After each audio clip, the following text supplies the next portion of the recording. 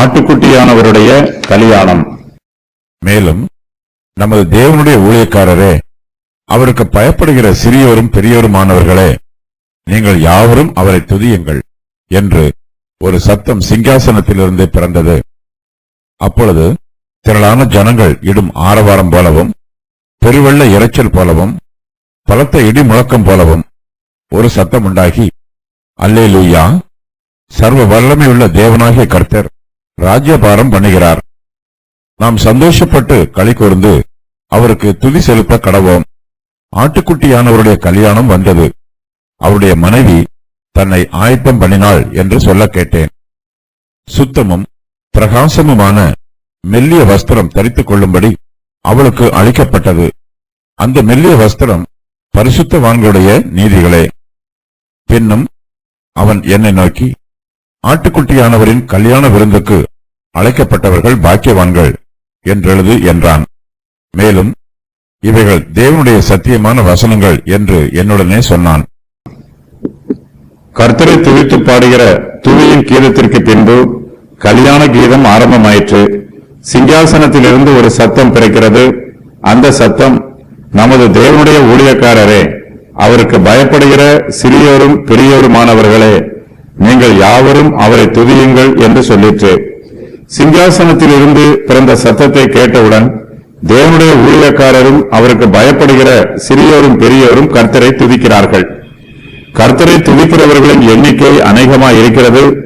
அவர்கள் திரளான ஜனங்கள். அவர்களுடைய துதியின் சத்தம் மிகப்பெரிய ஆரவாரமாய் இருக்கிறது. அந்த சத்தத்தை விவரிப்பதற்கு ஒரு சில காரியங்கள் இங்கு சொல்லப்பட்டிருக்கிறது. அவையாவன, அந்த சத்தம் திரளான ஜனங்கள் இடும் ஆரவாரம் போல இருக்கிறது. துதியின் சத்தம் பெருவெள்ள இரைச்சல் போல் இருக்கிறது. துதியின் கீதம் பலத்த இடிமுழக்கம் போல் இருக்கிறது. தேவனுடைய ஊழியக்காரரும் அவருக்கு பயப்படுகிற சிறியோரும் பெரியோரும் கர்த்தரை துதிக்கிறார்கள். அப்போது அவர்கள், அல்லேலூயா, சர்வ வல்லமையுள்ள தேவனாகிய கர்த்தர் ராஜ்யபாரம் பண்ணுகிறார். நாம் சந்தோஷப்பட்டு களிகூர்ந்து அவருக்கு துதி செலுத்த கடவோம் என்று மகா சத்தமாய் கர்த்தரை ஆர்ப்பரிக்கிறார்கள்.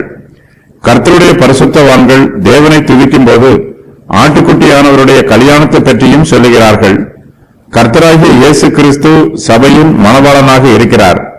கர்த்தருடைய பரிசுத்தமான சபை அவருடைய மணவாட்டியாக இருக்கிறது. பரிசுத்தவான்கள் இந்த பரிசுத்தமான கல்யாணத்தை பற்றி சொல்லும் போது, ஆட்டுக்குட்டியானவருடைய கல்யாணம் வந்தது, அவருடைய மனைவி தன்னை ஆயத்தம் பண்ணினாள் என்று சொல்லி ஆர்ப்பரிக்கிறார்கள்.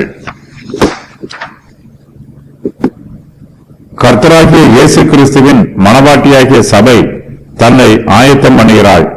ஆட்டுக்குட்டியானவருடைய கல்யாணத்திற்காக மணவாட்டி தன்னை ஆயத்தம் செய்கிறாள். மணவாட்டிக்கு சுத்தமும் பிரகாசமுமான மெல்லிய வஸ்திரம் கொடுக்கப்படுகிறது. இது மணவாட்டியின் வஸ்திரம். இந்த வஸ்திரத்தை மணவாட்டி தன்னுடைய கல்யாணத்தில் தரித்துக் கொள்ள வேண்டும். இது மெல்லிய வஸ்திரம் பரிசுத்தமானவருடைய நீதியாகும். வேசிகள் அளவுக்கு அதிகமாக தங்களை அலங்காரம் செய்வார்கள். ஆனால் கர்த்தருடைய மணவாட்டியோ சுத்தமும் பிரகாசமுமான மெல்லிய வஸ்திரத்தை தரித்துக் கொள்கிறாள். மிகவும் கண்ணியமான வஸ்திரம் மணவாட்டிக்கு அளிக்கப்படுகிறது. மெல்லிய வஸ்திரம் கிறிஸ்துவின் நீதியை குறிக்கிற வார்த்தை. மணவாட்டி கிறிஸ்துவின் நீதியை தன் மீது அலங்காரமாக தரித்துக் கொள்கிறாள். மணவாட்டி தன்னுடைய வஸ்திரத்தை கிரயம் செலுத்தி வாங்கவில்லை. இதற்கு செலுத்தக்கூடிய கிரயமும் மணவாட்டியிடம் இல்லை. மணவாளனாகிய இயேசு கிறிஸ்துவே தம்முடைய மணவாட்டிக்கு சுத்தமும் பிரகாசமுமான மெல்லிய வஸ்திரத்தை இலவச அன்பளிப்பாக கொடுக்கிறார். கர்த்தர் இலவசமாய் கொடுக்கிற இந்த மெல்லிய வஸ்திரத்தை மணவாட்டி தரித்துக் கொள்ள வேண்டும். ஆட்டுக்குட்டியானவருடைய கல்யாண விருந்து ஆரம்பமாகிறது. இந்த விருந்திற்கு அழைக்கப்பட்டவர்கள் எல்லோரும் பாக்கியவான்கள். கல்யாண விருந்தில் பூரண சந்தோஷமும் பூரண திருப்தியும் நிரம்பி இருக்கும். கல்யாண விருந்தில் ஒரு குறையும் இராது. சுவிசேஷத்தின் வாக்குத்தத்தங்கள் எல்லாம் ஆட்டுக்குட்டியானவரின் கல்யாண விருந்தில் பூரணமாய் பரிமாறப்படும். ஆகையினால் ஆட்டுக்குட்டியானவரின் கல்யாண விருந்திற்கு அழைக்கப்பட்டவர்கள் பாக்கியவான்களாய் இருக்கிறார்கள்.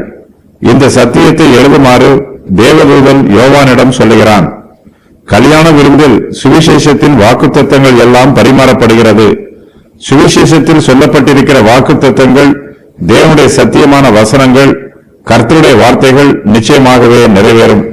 அவருடைய வாக்குத்தத்தங்கள் எல்லாம் கர்த்தருடைய பிள்ளைகளுக்கு பரிபூரணமாய் சித்திக்கும்.